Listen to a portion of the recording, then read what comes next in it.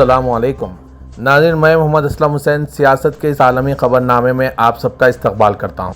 Israeli intelligence एजेंसियों के साबिक सरबराहान समेत सैकड़ों रिटायर्ड सिक्योरिटी एहलकारों ने अमेरिकी सदर डोनाल्ड ट्रंप से कहा है कि वो गाजा में जंग के खात्मे के लिए इनकी हुकूमत पर दबाव डालें।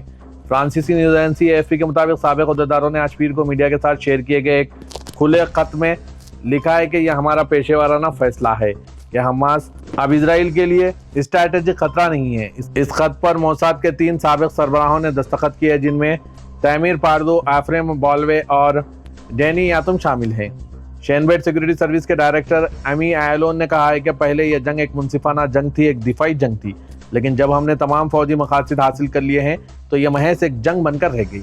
आयलोन ने खत के साथ जारी करदा एक वीडियो में मुतनबा किया कि जंग अपने 23वें महीने के करीब है और यह इसराइल की रियासत को अपनी सलामती और शिनाख्त खोने की तरफ ले जा रही है। शैनबीट और मोसाद की जासूसी एजेंसी के साबिक सरबराहों समेत 550 अफराद के दस्तखत शुदा खत में ट्रंप से मुतालबा किया गया है कि वो वज़ीर-ए-आज़म इसराइल बेंजामिन नेतन्याहू को जंग बंदी की तरफ ले जाएं। इसराइल ने 7 अक्टूबर 2023 को फलस्तीनी अस्करियत पसंद ग्रुप हमास के हमले के जवाब में गाजा की पट्टी में अपना फौजी ऑपरेशन शुरू किया था। हालिया हफ्तों में इसराइल पर जंग बंदी पर रजामंदी के लिए बैनुल-अक़वामी दबाव में इजाफा हुआ है, जिससे गाजा में इजरायली यरगुमालियों की रिहाई पा सकते हैं और अक़वाम मुत्तहिदा के इदारे इमदाद तकसीम कर सकते हैं। लेकिन नेतन्याहू की हुकूमत में शामिल वज़रा समेत कुछ लोग गाजा पर मुकम्मल या जज़वी कब्जे के लिए जोर दे रहे हैं। खत में साबिक अहदेदारों ने ट्रंप को बताया कि वो इसराइलियों की अक्सरियत में साख रखते हैं और वो नेतन्याहू पर जंग खत्म करने और यरगुमालियों की वापसी के लिए दबाव डाल सकते हैं। 100 से ज़ायद नामुर सहाफ़ियों ने गाजा की पट्टी तक फौरी और गैर मशरूत गैर मुल्की प्रेस को रसाई देने का मुतालबा किया है, जिससे इसराइल पर दबाव में मज़ीद इजाफा हुआ है कि वो इस इलाके की नाकाबंदी खत्म करें। ये पिटीशन फ्रीडम टू रिपोर्ट के तहत शुरू की गई है, जो सहाफ़ियों के तहफ़्फ़ुज़ और दुनिया भर में सहाफ़ती आज़ादी के फ़रोग़ के लिए काम करती है। इस पर दस्तखत करने वालों में स्काई न्यूज़ की special reporter Alex Crawford, broadcaster Mehdi Hasan, CNN की क्रिस्टियन ईमानपुर और क्लासिडिया वार्ड और मारूफ जंगी फोटोग्राफर डॉन मैकुलन शामिल हैं। आज पीर के रोज़ जारी करदा बयान में कहा गया कि यह सिर्फ गाजा के बारे में नहीं है, यह दुनिया भर में जंगी इलाकों में ज़मीन पर आज़ाद रिपोर्टिंग के आफाकी हक़ के दिफा के बारे में है। गाजा इस वक्त सबसे ज़्यादा फौरी मामला है, लेकिन ये वाहिद मिसाल नहीं। ये सहाफ़ियों को खामोश करने और मीडिया पर पाबंदी लगाने के इंतहाई संगीन रुझान की अक्कासी करता है। अगरचे जमहूरिया दुनिया वाकई इस आज़ादी के ज़वाल के खिलाफ खड़ी होना चाहती है, तो वह गाजा से नजरें नहीं चुरा सकती, क्योंकि इसराइल अब तक बैनुल-अक़वामी मीडिया को रसाई देने से इनकार करता आया है। इसलिए दुनिया भर में खबरों का इन्हिसार तकरीबन मुकम्मल तौर पर गाजा में मौजूद फ़लस्तीनी सहाफ़ियों पर रहा है। वो पिछले तकरीबन 22 माह से शदीद हालात में काम कर रहे हैं। हमास ने कहा है कि वो फ़लस्तीनी रियासत के क़याम तक हथियार नहीं डालेगा। बरतानवी खबरसां एजेंसी रॉयटर्स के मुताबिक हमास ने आज अपने एक बयान में कहा है कि वो मज़ाहमत और हथियार रखने के अपने हक़ को उस वक्त तक तर्क नहीं करेगा जब तक कि एक आज़ाद और मुकम्मल खुद मुख्तार फ़लस्तीनी रियासत कायम नहीं कर दी जाती, जिसका दारुल-हुकूमत यरूशलेम हो। इसराइल और हमास के दरमियान गाजा में जंगबंदी और यरगुमालियों की रिहाई के हवाले से हुई बिलवास्ता मुज़ाकरात गुज़िश्ता हफ्ते तातुल का शिकार हो गई थी। मंगल को कतर और मिस्र, जो जंगबंदी की कोशिशों में साजिश कर रहे हैं, उन्होंने फ्रांस और सऊदी अरब के इस ऐलान की तौसीक़ की, जिसमें इसराइल फ़लस्तीन तनाज़े के 2 रियासती हल के लिए इक़दामात का खाका पेश किया गया था और कहा गया था कि हमास अपने हथियार मगरबी हिमायत याफ्ता फ़लस्तीनी अथॉरिटी के हवाले कर दिया है। सऊदी अरब और फ्रांस ने आज अक़वाम मुत्तहिदा में एक मुश्तरका इलामिया जारी किया, जिसमें गाजा में जंग के फौरी खात्मे पर जोर दिया गया।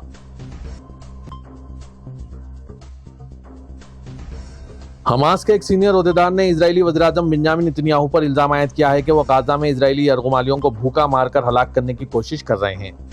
आज एक बयान में हमास के पॉलिटिकल ब्यूरो के रुकन इज़्ज़त रशक ने कहा कि नेतन्याहू और नाज़ी हुकूमत ने गाजा की आबादी पर भूख और प्यास की पॉलिसी मुसल्लत की है, जिससे अब इजरायली कैदी भी मुतासिर हो रहे हैं। उन्होंने इनकी हालत की पूरी जिम्मेदारी इजरायली हुकूमत पर डाल दी है। उन्होंने कहा कि फ़लस्तीनी मज़ामती फोर्सेस इजरायली कैदियों के साथ मजहबी और इंसानी उसूलों के मुताबिक बर्ताव करती है और इनके साथ खाना और पानी बांटती है, जैसा कि वो वसीतर फ़लस्तीनी आबादी के साथ करते हैं। उन्होंने याद दिलाया कि माजी में कैदियों के तबादले में इजरायली कैदियों को अच्छी जिस्मानी और ज़हनी सेहत के साथ रिहा किया गया था, लेकिन उन्होंने दावा किया कि अब वो भूख, कमज़ोरी और वज़न में कमी का शिकार हैं, जो महसूर गाजा के रिहायशियों की हालत ज़ार की अक्कासी करता है। उन्होंने कहा कि नेतन्याहू की जानिब से गाजा के अवाम पर जुल्म और सितम ने कैदियों को भी घेर लिया है और ज़ालिमाना भूख के ज़रिए इन्हें नज़्म व ज़ब्त में रखने की कोशिश कर रहे हैं। अल-रशक ने इल्ज़ाम आयद किया कि गाजा में भूख की पॉलिसी यरगुमालियों के मसले को हल करने की नेतन्याहू की हिकमत अमली का हिस्सा है। उन्होंने कहा कि जब नेतन्याहू यरगुमालियों को तलाश नहीं कर सके और इन्हें फ़िज़ाई हमलों के ज़रिए हलाक नहीं कर सके, تو اب وہ انہیں بھوکا رکھ کر اس معاملے کو ختم کرنے کی کوشش کر رہے ہیں۔ ایران کے سرکاری میڈیا کے مطابق جون میں اسرائیل کے ساتھ ایک مختصر تنازع کے بعد ایران کے اعلیٰ سلامتی ادارے نے قومی دفاعی کونسل کے قیام کی منظوری دی تھی، جو 1980 کی دہائی میں عراق کے ساتھ جنگ کے بعد ایران کا سب سے شدید فوجی چیلنج تھا۔ ایران کی کونسل اعلیٰ برائے قومی سلامتی کے سیکریٹریٹ کے حوالے سے گزشتہ روز سرکاری میڈیا نے کہا کہ نیا دفاعی ادارہ دفاعی منصوبے کا جائزہ لے گا اور مرکزی انداز میں ایران کی مسلح افواج کی صلاحیتوں میں اضافہ کرے گا۔ دفاعی کونسل کی صدارت ایرانی صدر مسعود پزیشکیان کریں گے اور اس میں 3 حکومتی شاخوں کے سربراہان، مسلح افواج کے سینئر کمانڈر اور متعلقہ وزارتیں شامل ہوں گی۔ آج ایرانی فوج کے commander in chief Amir Hatami نے خبردار کیا کہ اسرائیل کی جانب سے خطرات بدستور موجود ہے اور انہیں نظر انداز نہیں کیا جانا چاہیے۔ اسرائیل نے 13 جون کو ایران کے خلاف بلا اشتعال حملے کیے تھے، جس کے نتیجے میں ایک مختصر تنازع شروع ہوا تھا، جس کے بعد امریکہ کی جانب سے اعلان کردہ جنگ بندی 24 جون سے نافذ العمل ہے۔ امریکی صدر ڈونلڈ ٹرمپ نے روس کے سابق صدر میدویدیف کے بیان کے بعد کہا ہے کہ 2 امریکی جوہری آبدوزیں وہاں پہنچ گئی ہے جہاں ان کی ضرورت ہے۔ نیو جرسی میں اپنے گولف ریزورٹ سے واپس آنے سے قبل گزشتہ روز جب ٹرمپ سے آبدوزوں کے مقام کے بارے میں پوچھا گیا تو انہوں نے میڈیا کو بتایا کہ وہ خطے میں ہیں اور جہاں انہیں ہونا ہے۔ اس سے قبل ٹرمپ نے کہا تھا کہ انہوں نے میدویدیف کے ساتھ بڑھتی ہوئی لفظی جنگ کے درمیان مناسب علاقوں میں 2 امریکی جوہری آبدوزوں کی تعیناتی کی ہدایت کی ہے۔ میدویدیف نے گزشتہ پیر کو ٹرمپ کو تنقید کا نشانہ بناتے ہوئے متنبہ کیا تھا کہ یوکرین کے جنگ کے بارے میں امریکی صدر کی جانب سے کرملن پر بڑھتے ہوئے دباؤ سے نہ صرف روس اور یوکرین کے درمیان بلکہ روس اور امریکہ کے درمیان وسیع تر تنازع پیدا ہونے کا خطرہ ہے۔ امریکی صدر ڈونلڈ ٹرمپ نے روس کو دھمکی دی تھی کہ اگر اس نے یوکرین میں جنگ 10 یا 12 روز میں ختم نہ کی تو اس پر پابندیاں عائد کی جائے گی۔ ٹرمپ نے میڈیا کو یہ بھی بتایا کہ اگر وہ ایسے معاہدے پر راضی ہو جائے جس میں لوگوں کا ہلاک ہونا بند ہو تو روس پابندیوں سے بچ سکتا ہے۔ جنوبی کوریا کی فوج نے آج پیر کے روز اعلان کیا ہے کہ اس نے شمالی کوریا کے ساتھ اپنی سرحد پر نصب لاؤڈ اسپیکرز کو ہٹانے کا عمل شروع کر دیا ہے، جس کا مقصد کشیدگی کو کم کرنا ہے۔ یہ اسپیکرز پہلے شمالی کوریا کے خلاف پروپیگنڈا اموات نشر کرنے کے لیے استعمال کیے جاتے تھے، لیکن جنوبی کوریا کی نئی لبرل حکومت نے جون میں ان نشریات کو روک دیا تھا۔ یہ اقدام شمالی کوریا کے ساتھ اعتماد بحال کرنے اور مذاکرات کو دوبارہ شروع کرنے کی کوشش کے طور پر کیا گیا، کیونکہ حالیہ برسوں میں شمالی کوریا نے جنوبی کوریا کے ساتھ تعاون تقریباً ختم کر دیا تھا۔ جنوبی کوریا کی وزارت دفاع نے کہا ہے کہ سرحد سے لاؤڈ اسپیکرز کو ہٹانا کشیدگی کو کم کرنے کے لیے ایک اور عملی اقدام ہے اور یہ جنوبی کوریا کی فوجی تیاریوں پر اثر انداز نہیں ہوگا۔ وزارت کے ترجمان لی کیونگ ہو نے اس بات کی تفصیلات فراہم نہیں کی کہ ہٹائے گئے اسپیکرز کو کہاں ذخیرہ کیا جائے گا یا اگر دونوں کوریا کے درمیان کشیدگی دوبارہ بڑھتی ہے تو انہیں دوبارہ سرحد پر کیسے نصب کیا جا سکتا ہے۔ لبنان کے صدر جوزف اون نے بیروت بندرگاہ پر دھماکے کی 5ویں سالانہ یاد کے موقع پر انصاف کی یقین دہانی کروائی ہے۔ لبنان صدارتی دفتر کی طرف سے social media plate form x سے جاری کردہ بیان میں اون نے کہا ہے کہ 4 اگست 2020 میں ہوئے دھماکہ دنیا کے بڑے ترین غیر جوہری دھماکوں میں سے ایک تھا۔ یہ دھماکہ ایک جرم تھا جس نے قومی و عالمی وجدان کو ہلا کر رکھ دیا۔ یہ واقعہ 200 سے زائد افراد کے ہلاک، ہزاروں کے زخمی، عزیز دارالحکومت کے محلوں کے مکمل طور پر تباہ ہونے کا سبب بنا۔ اور نے کہا ہے کہ لبنانی ریاست اپنے تمام اداروں کے ساتھ اس حقیقت کو بے نقاب کرنے کے لیے پرعزم ہے، چاہے رکاوٹیں ہوں یا ملوث افراد کا عہدہ، کسی دباؤ کی پرواہ نہیں کی جائے گی۔ انہوں نے کہا کہ انصاف کبھی نہیں مرے گا اور احتساب ناگزیر ہے۔ اس سانحے کے ذمہ داروں کو انصاف کے کٹہرے میں لانا ہماری قومی ترجیحات میں شامل ہے۔ کویت کی خاتون وزیر خزانہ نورہ الفسام نے آج پیر کو اپنے عہدے سے استعفیٰ دے دیا۔ سرکاری خبررساں NC کونا نے وزیر خزانہ کے استعفے کی کوئی وجہ نہیں بتائی۔ بیان میں کہا گیا ہے کہ امیری فرمان میں ان کا استعفیٰ منظور کر کے کویت کے پانی، بجلی اور تجدید پذیر توانائی کے وزیر سبیل مخزم کو قائم مقام وزیر خزانہ مقرر کیا گیا۔ کویتی وزیر اعظم کی تجویز پر وزیر خزانہ اقتصادی امور کا استعفیٰ منظور کر کے قائم مقام وزیر خزانہ کا تقرر کیا گیا۔ خاتون وزیر خزانہ نورہ فسام نے کویت یونیورسٹی سے انڈسٹریل اینل سسٹم انجینئرنگ میں MBA اور BSc کی ڈگری حاصل کی۔ انہیں 25 اگست 2024 کو کابینہ میں رد و بدل کے دوران وزیر خزانہ اقتصادی امور اور سرمایہ کاری کا وزیر مملکت مقرر کیا گیا تھا۔ قائم مقام وزیر خزانہ سبیل مخزم اس سے قبل 2018 سے 2023 تک وزارت اعلیٰ تعلیم کے انڈر سیکرٹری کے طور پر خدمات انجام دے چکے ہیں۔ سعودی وزارت خارجہ نے آج مسجد اقصی میں اسرائیل کے دائیں بازو کے انتہا پسند وزیر برائے قومی سلامتی ایتمر بن گوئر کی اشتعال انگیز حرکات کی سخت مذمت کی اور کہا کہ ایسی حرکات خطے میں تنازع کو ہوا دیتی ہے۔ عرب نیوز کے مطابق سعودی وزارت خارجہ کا کہنا ہے کہ سعودی عرب اسرائیلی قابض حکومت کے اہلکاروں کی جانب سے مسجد اقصی کے خلاف بار بار کی جانے والی اشتعال انگیز حرکات کی شدید ترین الفاظ میں مذمت کرتے ہیں اور اس بات پر زور دیتے ہیں کہ یہ حرکات خطے میں تنازع کو بڑھاتی ہے۔ بن گوئر نے اتوار کو مقبوضہ بیت المقدس میں واقع حساس مقام مسجد اقصی کمپاؤنڈ کا دورہ کیا اور دعویٰ کیا کہ انہوں نے وہاں نماز ادا کی، جو مشرق وسطی کے حساس ترین مقامات میں سے ایک پر رائج قواعد کی کھلی خلاف ورزی ہے۔ دہائیوں پرانی اسٹیٹس کو کے تحت جو مسلم حکام کے ساتھ طے پائی گئی الاقصی کمپاؤنڈ ایک اردنی مذہبی فاؤنڈیشن کے زیر انتظام ہے اور یہودی وہاں جا تو سکتے ہیں لیکن عبادت نہیں کر سکتے۔ بیان میں مزید کہا گیا کہ مملکت بین الاقوامی برادری سے اپنے اس مسلسل مطالبے پر زور دیتی ہے کہ وہ اسرائیلی قابض اہلکاروں کی ان کارروائیوں کو روکے جو بین الاقوامی قوانین اور اصولوں کی خلاف ورزی کرتی ہے اور خطے میں امن کی کوششوں کو نقصان پہنچا رہی ہے۔ سعودی عرب نے مسلسل ان حملوں کی مذمت کی ہے جنہوں نے وہ مسجد اقصی کی حرمت پر اسرائیل کے کھلے حملہ قرار دیتے ہیں۔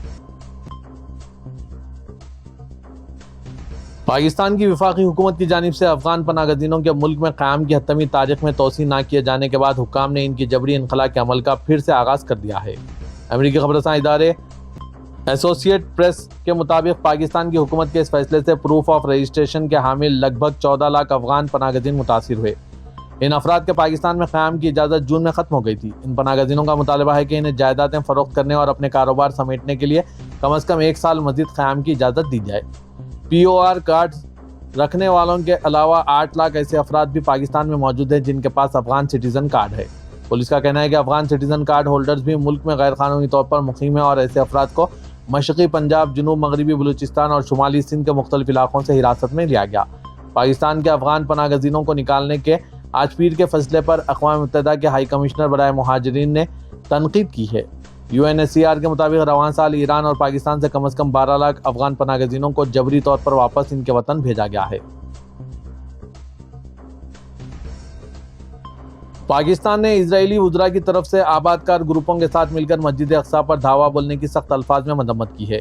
آج پیر کو پاکستان کی وزارت خارجہ کی جانب سے جاری بیان میں کہا گیا کہ حکام کی موجودگی اور یہ اعلان ٹیمپل ماؤنٹ ہمارا ہے اشتعال انگیز ہے، جس کا مقصد مسلمانوں کے جذبات کو ٹھیس پہنچانا، حالات کو خراب کرنا اور مسجد اقصی کی اصل حیثیت کو بدلنے کی کوشش کرنا ہے۔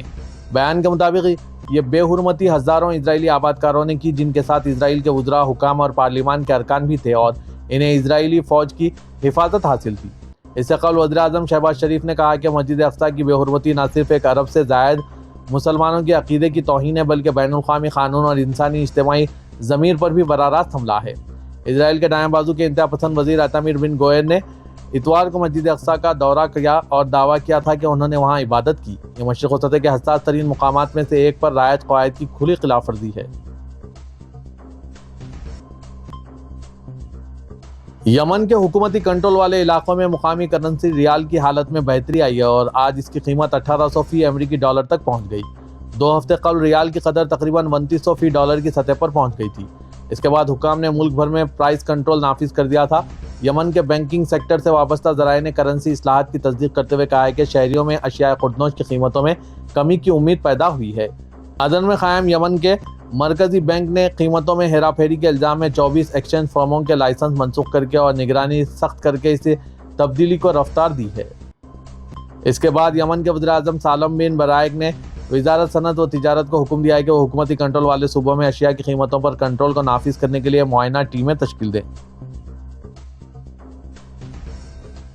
متحدہ عرب امارات میں مسافر ریل خدمات اتحاد ریل 2026 میں شروع کی جائے گی، جس کا پہلا اسٹیشن ابوظہبی، دبئی، شارجہ اور فجیرہ میں واقع ہوگا۔ دبئی میڈیا آفس نے یہ بات بتائی۔